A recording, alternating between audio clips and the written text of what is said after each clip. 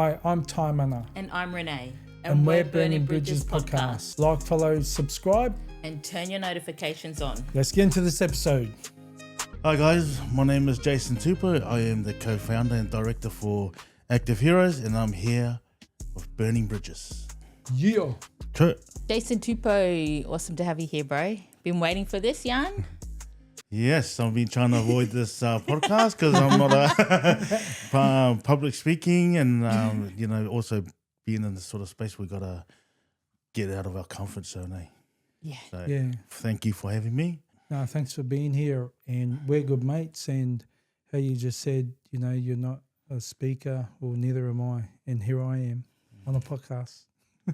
That's it, burning the bridges, eh, mate? Yeah, bro. And, we've known each other for how long now? 10 years? Yeah.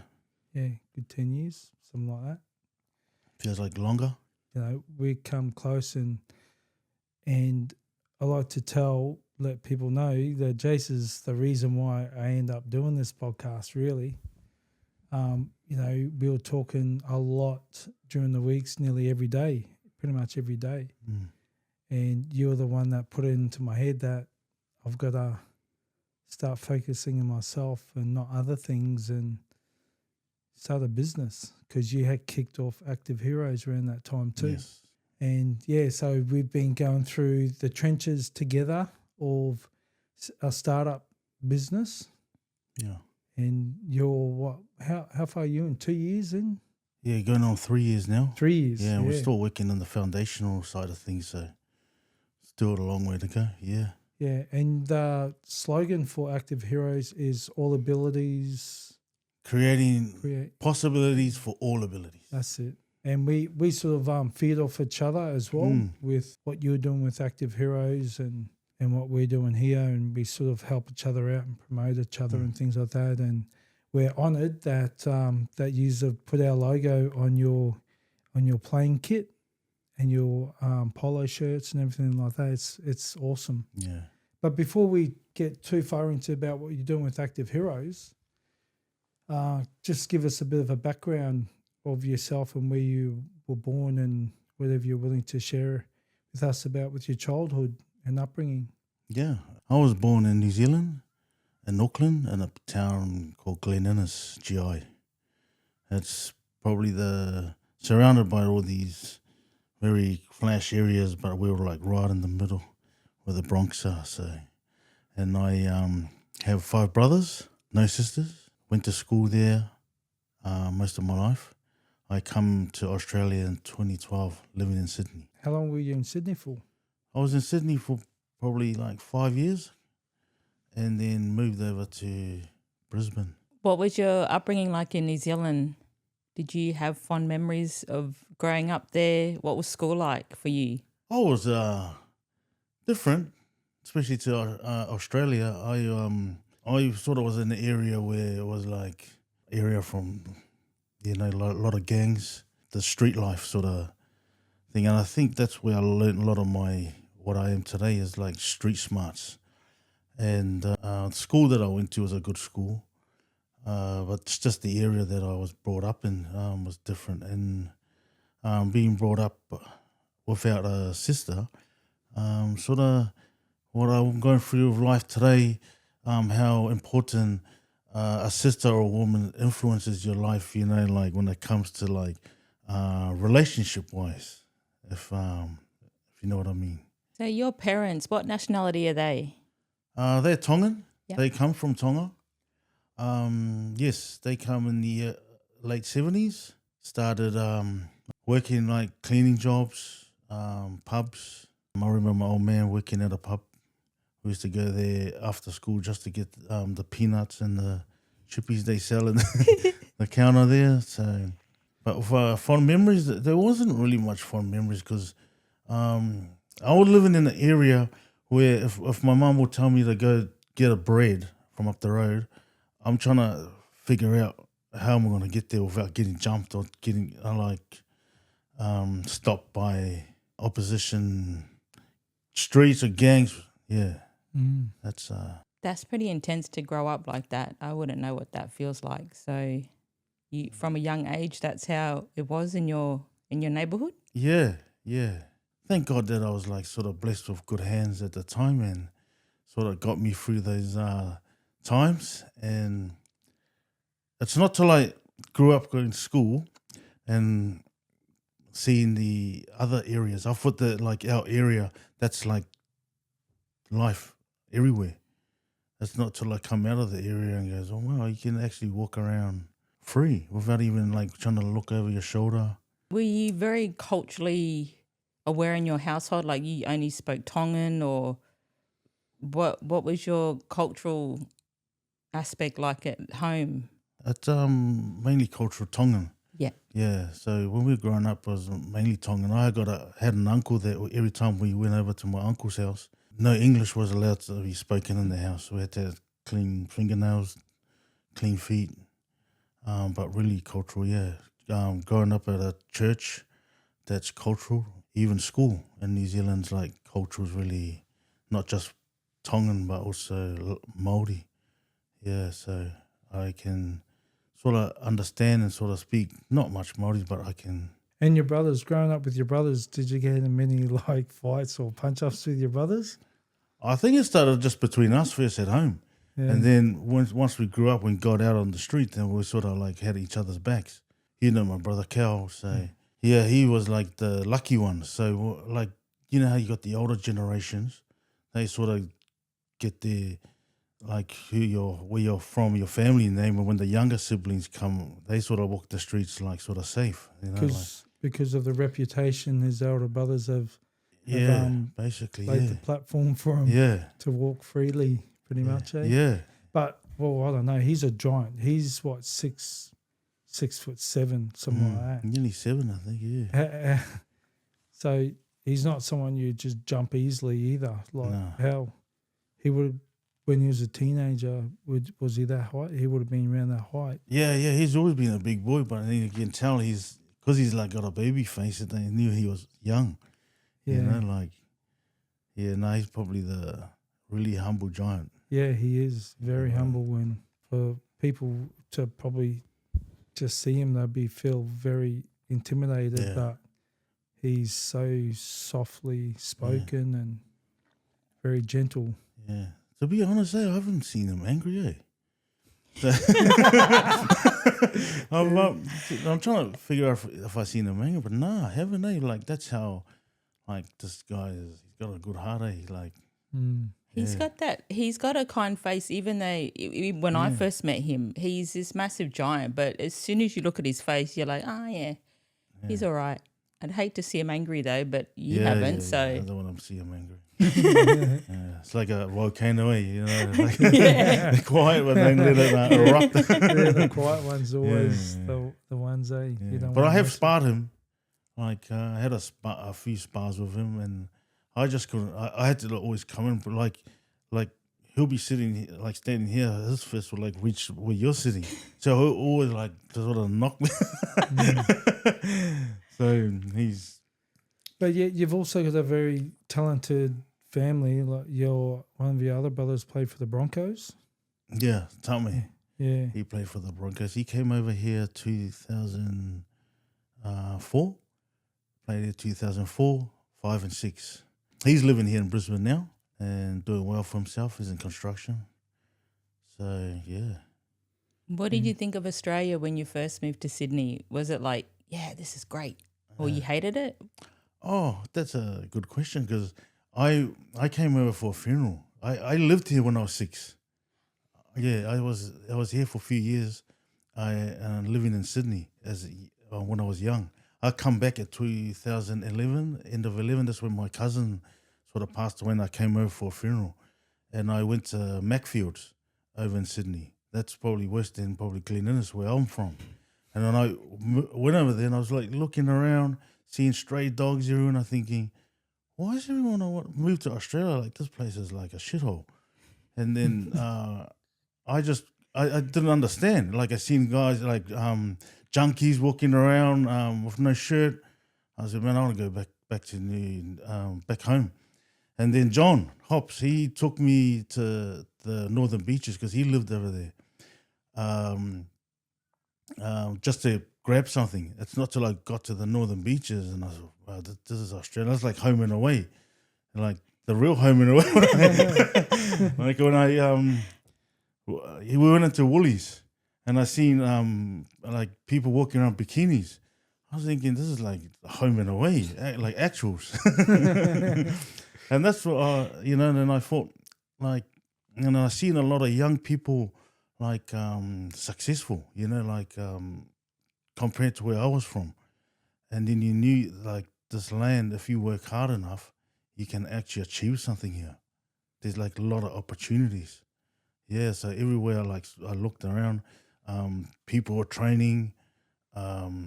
It was like they had that energy, go get energy. That's what drove me like to come back to Australia. Where like everyone was trying to become something here, And what work did you do in Sydney? I came here, I was in construction. I had a construction business over in New Zealand. And then I went back, sold everything, came back like 3 months later and worked in construction for Mirvac. Did that, working in management, and did that for a few years, yeah. What pushed the move to Brisbane? It was my partner at the time that she wanted to come to Brisbane. I wasn't a big fan of Brisbane because of the heat, because I already had brothers here. So I think every time I come to Brisbane was during like peak the heat, and I always thought like Brisbane's like hot. That's like I remember when I first came to Brisbane and I was talking to my brother, and this is a funny story. Like when you're hot and you're like frustrated. I had like sweat like coming down. I had even sweat going down my crack, and he's like sitting there like talking to me normal, and I'm like, like, man, I gotta get out of here. I can't breathe, And yeah, that's like the memory I had of Brisbane, and I didn't want to like move to Brisbane because of it. Yeah. But being here now, like it took me about a year to adjust, but like I love this place now, and it goes back to like seeing there's a lot of opportunities here, right? Like Brisbane is still young, with the Olympics coming, and yeah, like I'm excited. Yeah. Yeah. Actually, I want you to share a story with us that you and your brother, when you went to go for the job, where I can't believe it. This is a cool story. So funny. Oh. Yeah. Well. Yeah, after construction, the reason why I left construction because it took most of my time, like away from home. Kids played sports. I had to sort of be there in the afternoons. I remember like taking a break from construction on holiday, took my kids to their training for the first time, and one of the parents turned around and said to me, I thought the kids didn't have a dad. And that sort of hit me, and it gave me like... Sort of thinking the reason why I come here, like for a better life. And like, that's not a better life. Like, yeah, the work's here and everything, but I think the better life is the actual looking after your family, being around your kids as they like sort of grow up. Because I sort of missed out on my older kids. When my other son, Jason, when he left home, it gave me like, sort of realized, have I like spent time with this kid? But I still had the younger ones. And that's how I got out of the construction and went and trying to look for work that was start early, finish early, and it was the waste industry. Yeah, that's how I got into waste in Sydney for a year, and then I moved here. And back to your question, I with Veolia, I went with my brother Cal, that's working there now. Suez back then. Yeah, it was Suez back then.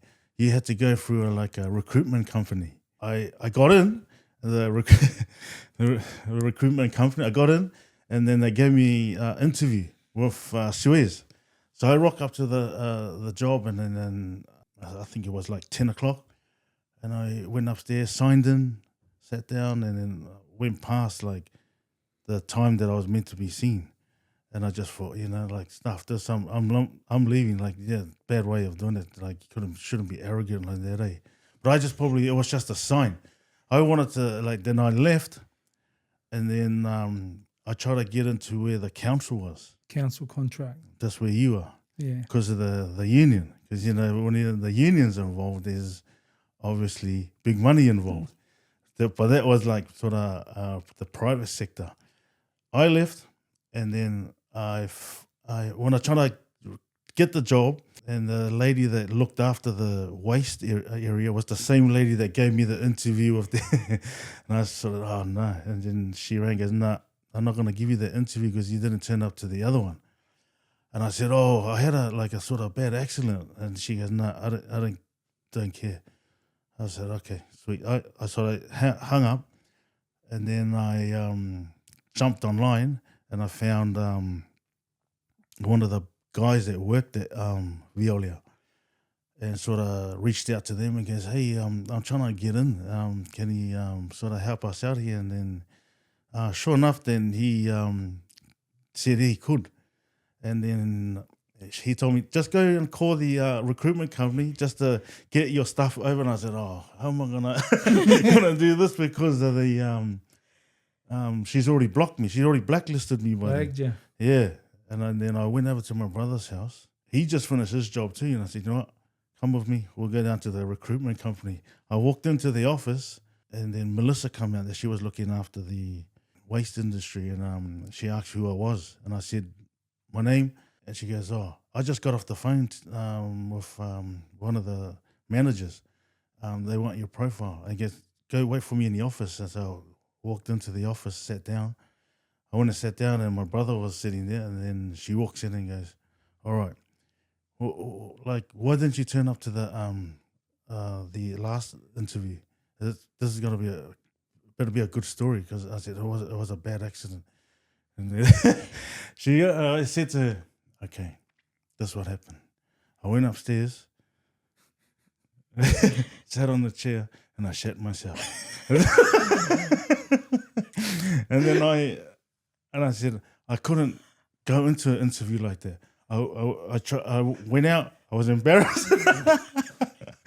My brother, he like sort of looked at me, and then like she goes, is that the truth? I said, yeah, that's it. You know, like, that's it. Like, would you go into the interview? Like, look, like, you shit yourself? Would you go and shit yourself? Yeah, and then she goes, you know what? And then asked my brother, what do you want to do? And then he just said, oh, the same thing he's doing.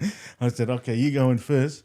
And that's how I got into Veolia. It wasn't like I just got in.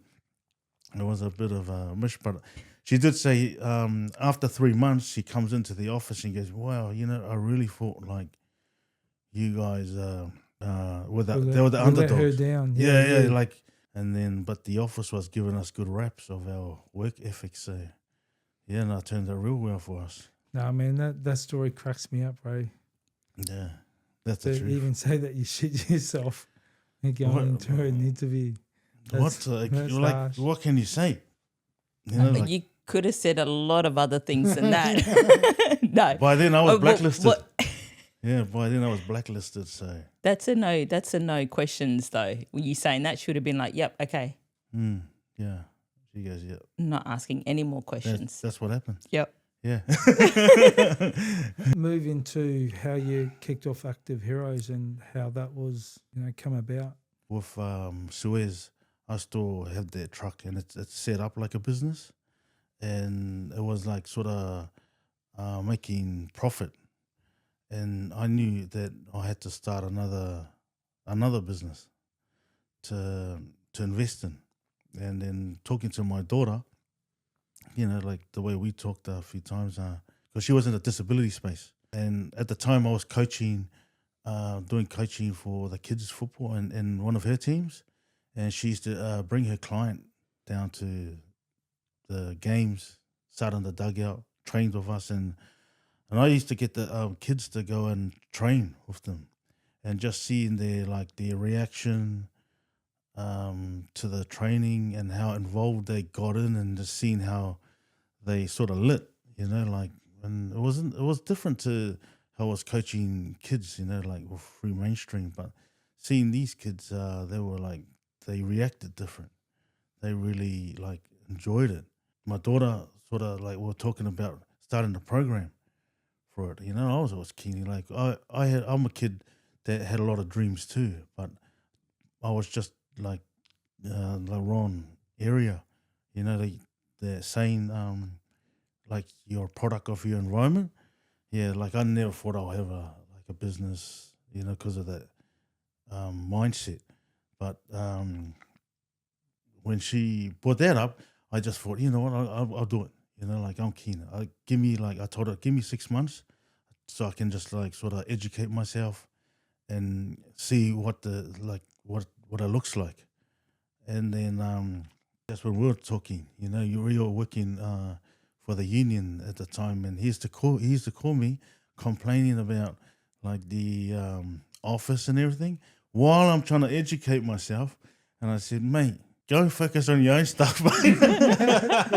I don't need to like hear it like, because like companies they don't, whatever what you do, they're gonna be the same guys unless you're like right on top of that chain.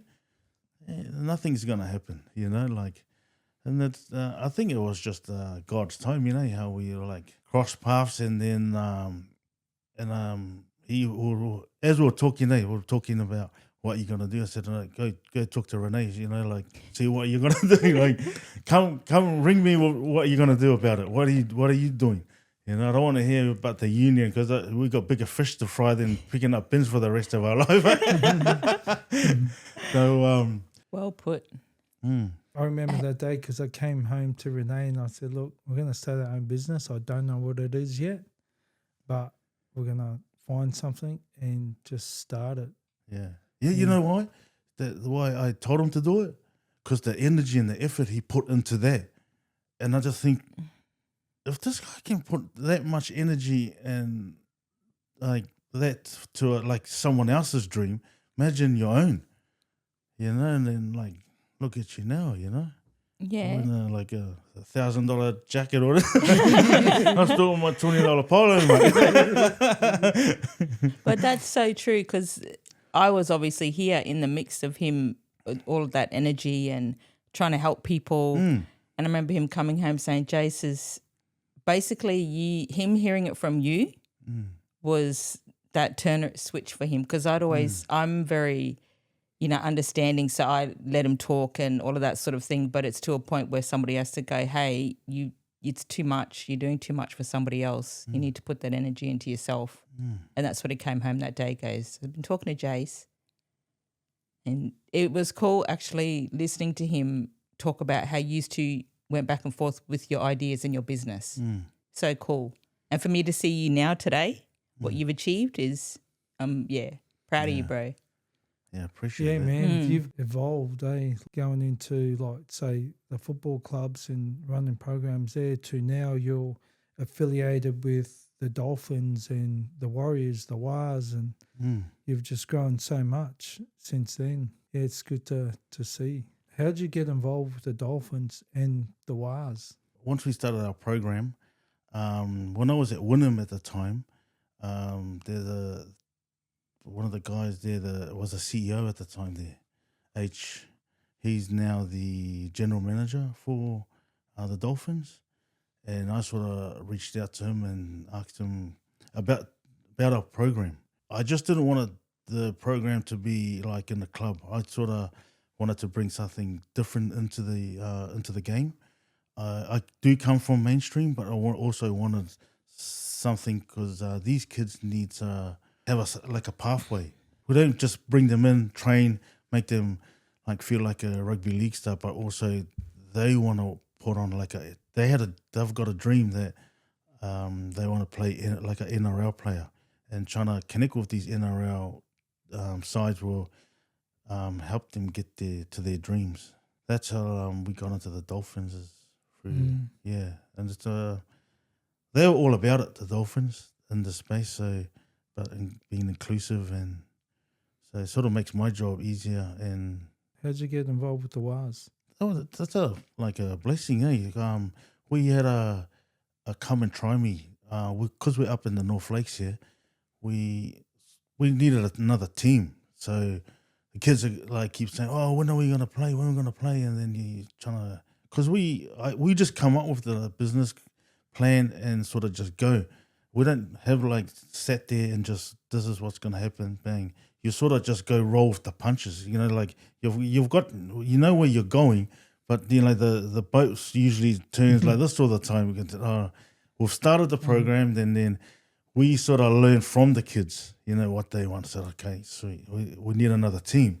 Looking around, there was no teams. Okay, we went down to the south side, and we had like a training come and try me down there at Browns Plains Bears, and it was raining one weekend, and we cancelled it. We could have still done it, but so we did it another day. I remember this. Just pause it there because we spoke on the phone then around that time, and you told me that it'd been postponed, cancelled, and you got to reschedule it. And I remember saying to you at the time, things seem bad that's happening right now, but it's happening for a reason. 100%. You don't know what that reason is yet, but you'll find out soon. And then the next week or so, or a couple of weeks, you end up having that event.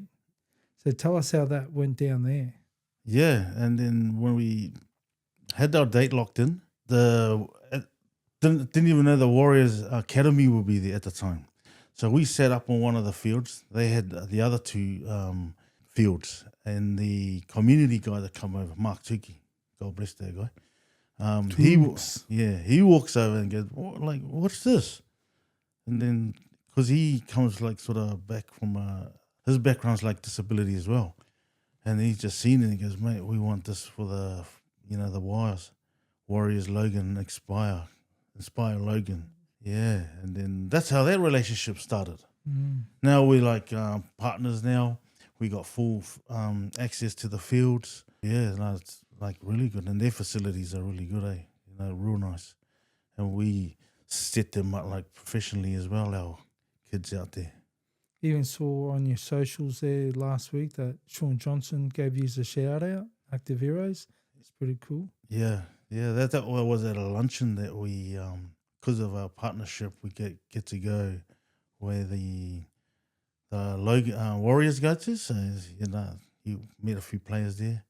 Yeah, he's mad. Yeah. And I know one thing that really catapulted yous in Active Heroes was a tournament yous went in a couple of years ago now, was the Corey Parker Nines. From that, yous just were like busy from doing that. So how did that come about, yous being able to get into the Corey Parker Nines? That's a good question. We needed to launch. For myself, I don't like to do things like ordinary. If we're going to launch something, it's got to like launch out of a rugby league tournament. And at the time, my son, Liam, he played with Corey's son, Wiley. And that's where that relationship sort of came in. And we had, I've always wanted to do like a nines comp. Because I've gone over to the disability side of things, I'll concentrate there.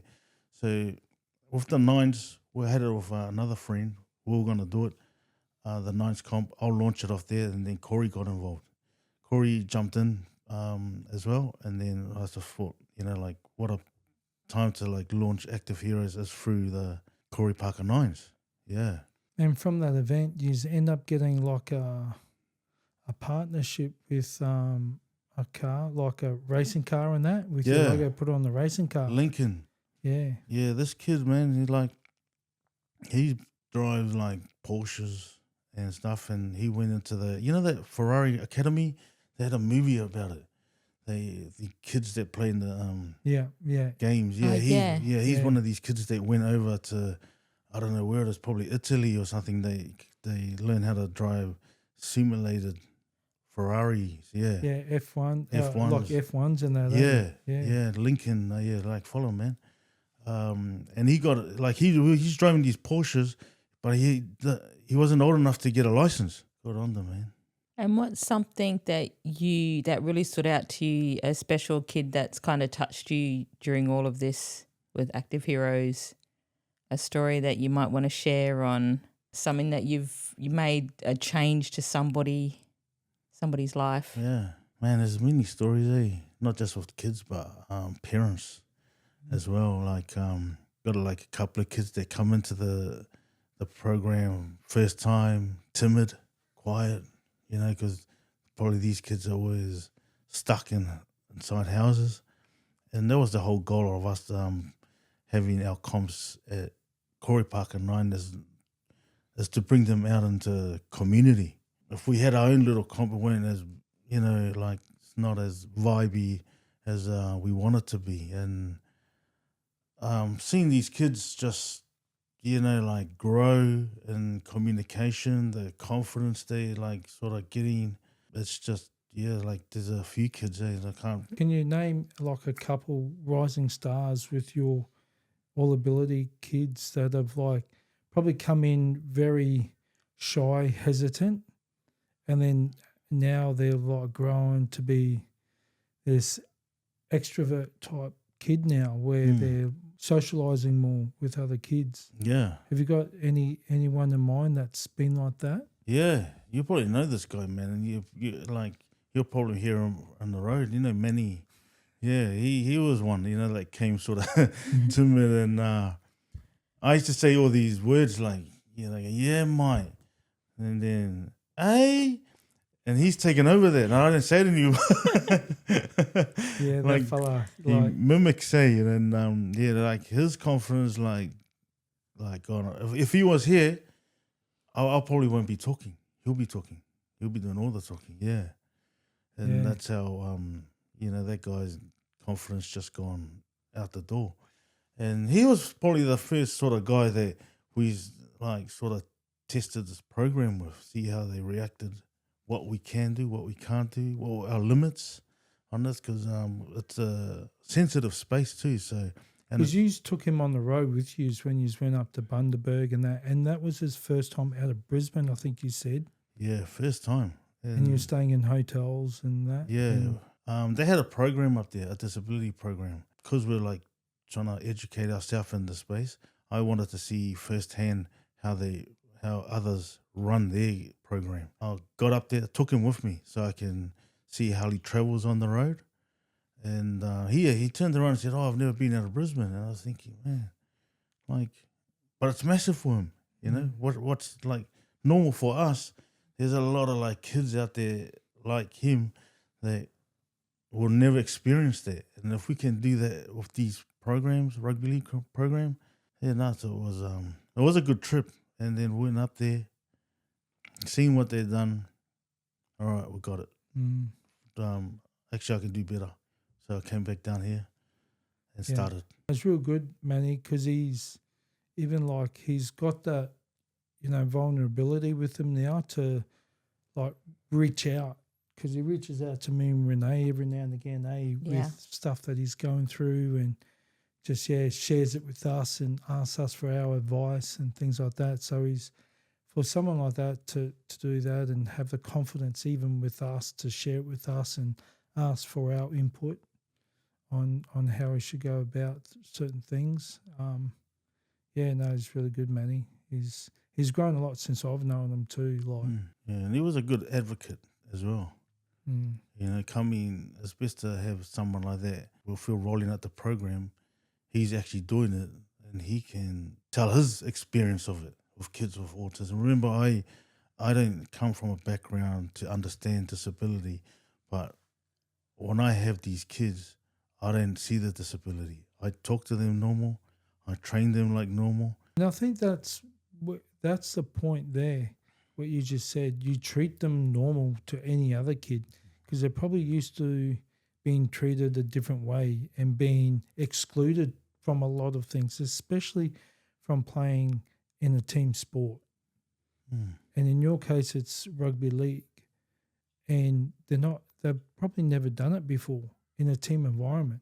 So for these kids to have an access to be joining a team and play a team sports and socialise and do what they might say normal kids can do, they haven't been able to do that. Now, with your Active Heroes, you've given these kids an opportunity to feel normal in a normal environment and socialise and have fun and laugh and make friendships.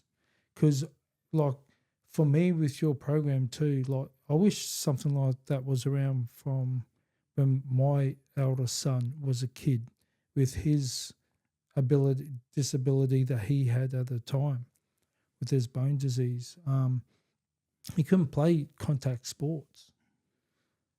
He gave it a go at certain times against our sort of will, but he needed to experience life and he wanted to do that. So with a program like yours, if that was back around then, man, it would have been awesome. But the thing is now, it's out there now today for these kids there now. And that's awesome for these kids to have. It's really good, and it's really rewarding for me, especially, a bit of my health scare beginning of the year, and it sort of opened my mind up more, because I remember being in bed and I couldn't get out and walk. But for me, I'm lucky. I can still recover and still go out and walk. Some of these kids don't walk at all, or and that gave me the motivation, purpose, to go at it 100%. Take us through what happened there around Christmas time. What happened there? No, it was after Christmas. Just it was after Christmas. January, just after New Year's.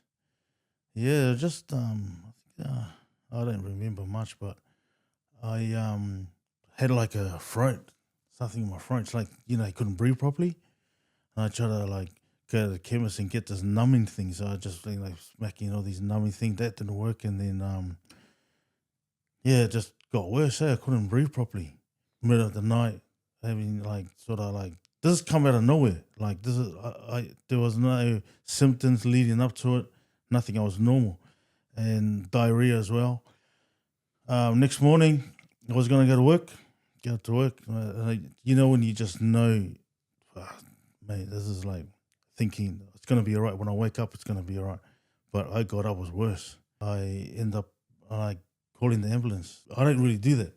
But when you know, eh? And then and ended up in hospital.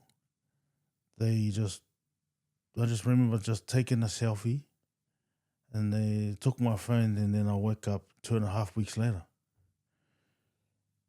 Yeah, and it was sepsis.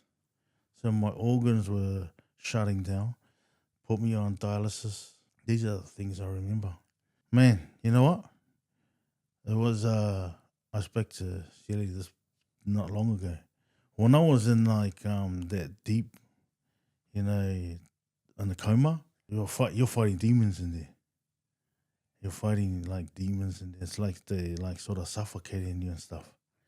I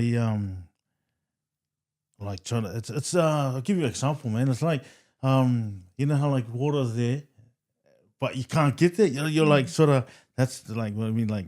Fighting. Now I know why people come claustrophobic and all this, and some of them come you're not all there in their mind, because you're fighting something that you can't control. And I remember, man, I repented, and I repented. Everything stopped. I woke up sitting at this church by myself.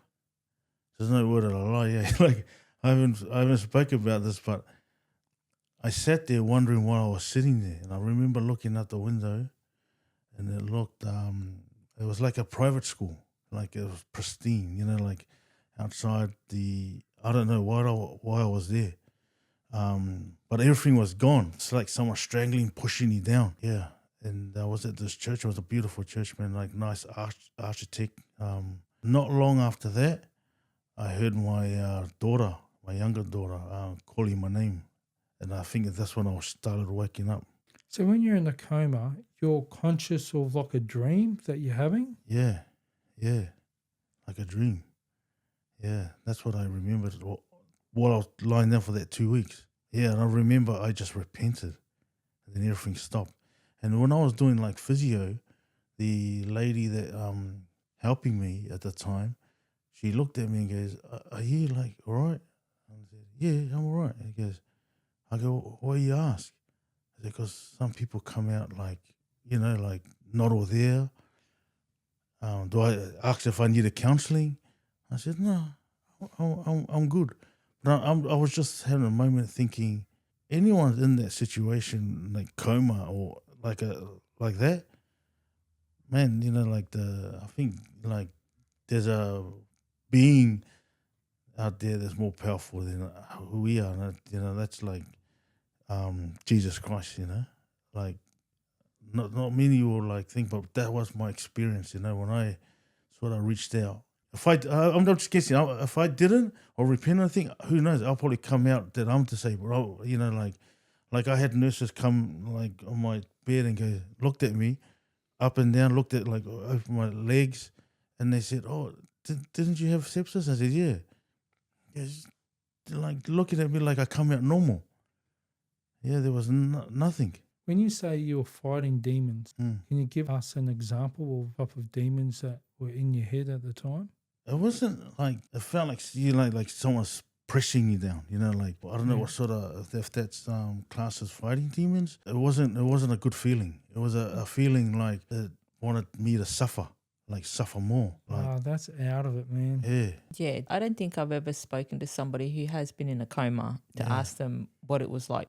yeah. Yeah, me neither. Did it feel longer than 2.5 weeks? Did it feel like a day? To be honest, no way. It felt like when I got up, I thought I just was there for a night because like my kids were there from Sydney. I was thinking like, why? And I couldn't talk properly. I couldn't even talk because I had tubes down my throat. And then I remember I wanted to go to the toilet, and then the nurse said that I'm already hooked up to everything. And then I thought, damn, I'm like, this is something serious, man. I think it took me like a week and a half to because they had to still put me on drugs but get off it slowly, like, and I was still hallucinating too a lot after when I woke up. Yeah, because I spun out when I found out that that you were in hospital recovering from. Because we went over to New Zealand. That's and then right. When we come back, and then I saw your boy at work, and I just asked him how you were, and then he told me, I'm like, what the fuck? Yeah, I went for a holiday.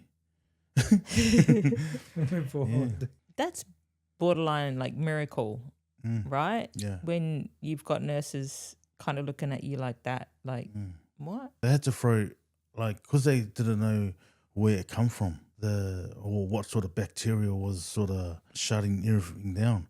So they threw every drug at me, hoping one of them will like sort of, and it did. But I copped a lot of drugs.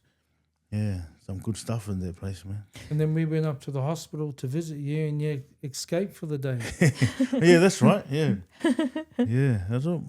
Yeah, I was in there for just over a month. And are you fully recovered, would you say, from that? Mentally, yes. My legs are still delayed. Yeah, and when I say it's delayed, it's like sitting here now for probably over an hour. I'll probably have to like give it a bit of whack, let it know we're gonna be moving soon, and then I'll sort of be like sort of stiff, and then once it's warmed up, then it's all good. And what was the rehab for you like mentally going through that? Obviously really determined to get back up and that, and having your family around you for support as well. Yeah. It must have been very hard on them too, your loved ones. Yeah. Seeing you like that. Yeah, it would have, man. It would have been hard for them. Because you're a big physical, strong man. And we saw some clips of you going through your rehab. Yeah. And you look pretty fragile. Yeah, I was like, real weak. I was determined. Like when you're in that situation, no one's gonna come and save you, man. You gotta save yourself here. Like you're gonna lie there and feel sorry for yourself, or you're gonna like, because every time I seen the physio, I'm like, man, this guy's torture. But I wanted to do it. I was like, do you wanna should I come back later? And I said, no, we do it now. Then come back later, and then like double up on the physio.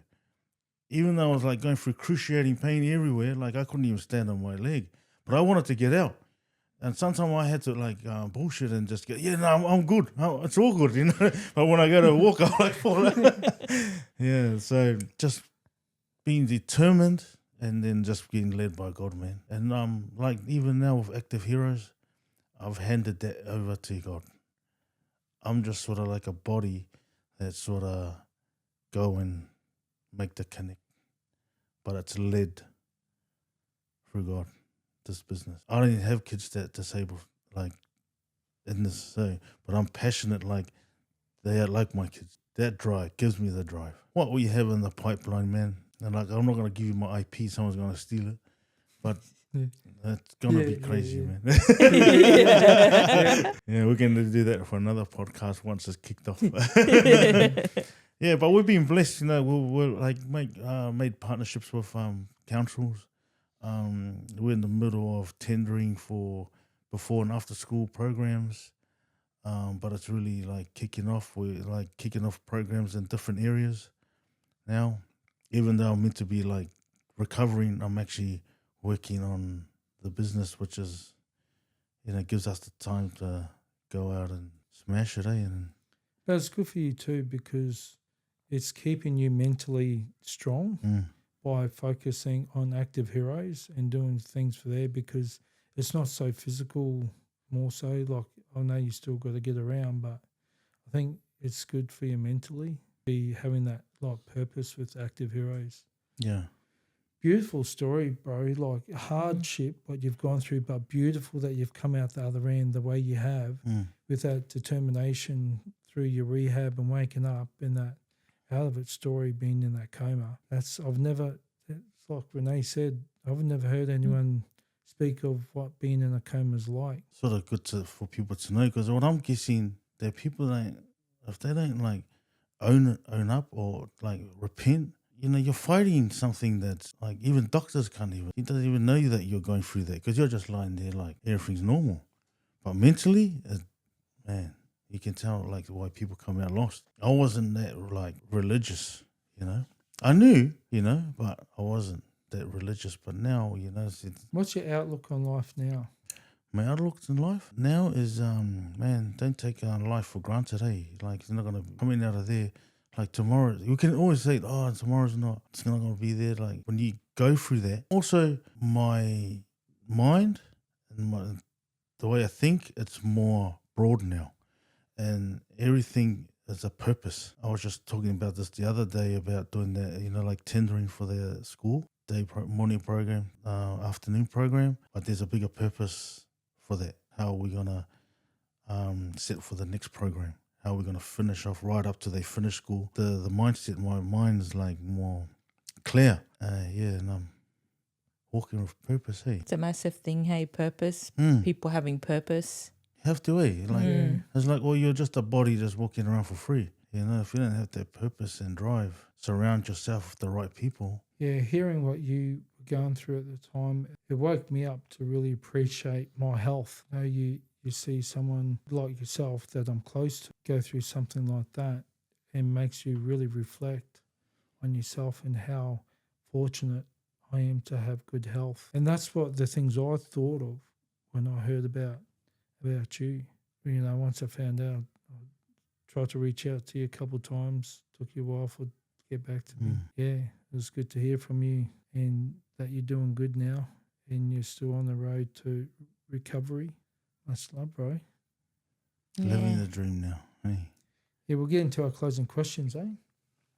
And this is my question for you is suits pretty much everything that we've been talking about and what you've been through. What is the meaning of life to you? Meaning of life? Just appreciate the people that's crossed your paths and just giving all glory to God. If you had to give some advice to your younger self or somebody that wants to move in the same ways that you do or achieve what you've achieved, what advice would you give them? Just surround yourself with good people, good intentions. A lot of people say, think they're going to give you good intentions, but really, you're just wasting your life. Like, surround yourself with good people and get to know God. Yeah. Beautiful. And for those out there with your socials, what's your socials if people want to reach out to you? At Active Heroes. Got a website, activeheroes.com.au. We're at Instagram, Facebook, and we have programs in the north and the south, and be many more. Yeah. Let's take it Australia-wide. I think it's great what you're doing. Very proud of you. And it's awesome, bro. Yeah. We'll be catching up and coming out to one of your programs and activities soon, because you actually got the Corey Parker Nines coming up soon too, First one, Like we're hooked up with the Jets too, so we've got a game against the Jets. They've got an all-ability team out there. We've been helping them with their program, trying to grow it. We've got a game on Sunday against them. And then after that, we've got our event that we're hosting with the Warriors Inspire Logan for all-ability teams. We've got teams coming from the right up Bundaberg, cross down to Ipswich and Brisbane, and then Corey Parker Nines. And we're looking into doing Battle of the Bridges, and then 3P tag end of the year, and then we close off. Jump on to socials and follow Active Heroes and what they're doing and what they're up to. And if you've got someone with special needs, especially, link up with these fellas, Active Heroes, and go to one of their programs that they do. And you might even get to play in a curtain raiser for an NRL game. So, Yes. Awesome, bro. Much love. Yeah. Likewise, Love you, man. bro. Love you guys, man. Looking great too. Thank you. Yeah, thank you for having me. So are you. You're looking great. Yeah, trying to be. And you're coming to our wedding, eh? Yeah, I am. Sweet. Let's go. Well, that's us. Burning Bridges Podcast. Laters.